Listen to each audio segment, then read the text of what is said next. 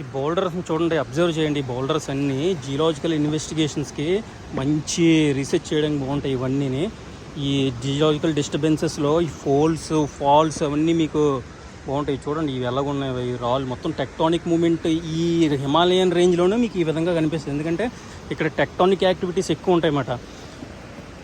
అందువల్ల ఇవి మీకు ఈ రాళ్ళన్నీ చూడండి ఎంత ఫార్మేషన్స్ ఎంత బాగున్నాయో. ఈ ఫార్మేషన్స్ అంతా చూడండి. ఇవన్నీ ఈ రివర్ ద్వారా వర్షాలు అది పడినప్పుడు ఇవన్నీ కొట్టుకొచ్చిన రాళ్ళు ఇవన్నీ కొండల నుంచి. ఈ జోన్ మొత్తం పైన ఉన్నదంతా మీకు హిమాలయన్ రేంజే.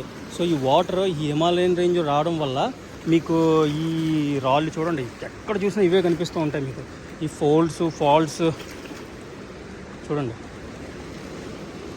ఈ బౌల్డర్స్ అన్నీ చూడండి.